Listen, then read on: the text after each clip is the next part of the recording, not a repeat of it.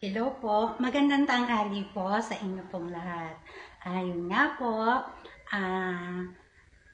sa nalalapit nga pong ika-6 na anibersaryo po, mula po nung marinig ko po ang mensahe po ng ating Espiritu Santo ay naisipan ko pong magkaroon po ng katuwaan lang po.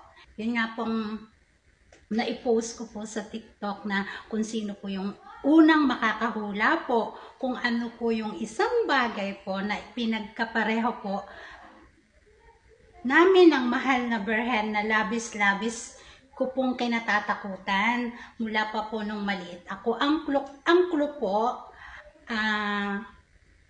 hindi po ito isang pangyayari. Ito po ay isang uri ng hayop o insekto o lahat po ng uring pwedeng ahas, pwedeng lahat po ng uri ng mga hayop sa paligid, pwedeng ahas, pwedeng aso, pwedeng pusa, na labis-labis pong kupong kinatatakutan mula pa po nung maliit ako, pagkamat hindi naman ako lumaking may gintong kutsara sa bibig, ay mula po nung maliit ako ay takot na takot po akong pumunta dun sa mga lugar po na alam kong malamang po'y nandun po sila. Takot na takot po ako dun.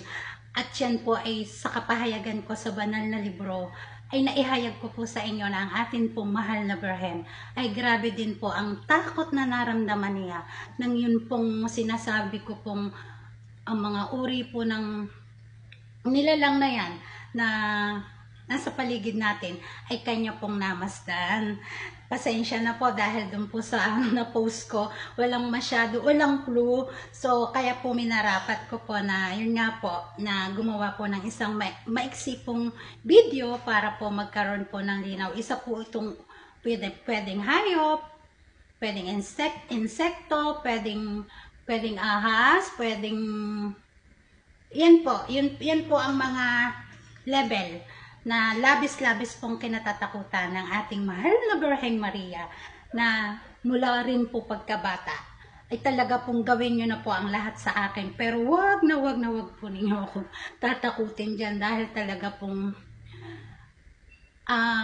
magiging hangin na lang po kayo sa akin. Yun lang po, pasensya na sa una pong makakahula.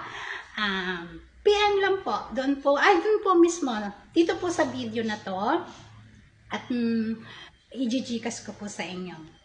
1,000 pesos po, pasensya na po, dahil yun lang po ang nakayanan ng inyo pong abang lingkod po. Maraming pong salamat. Bye!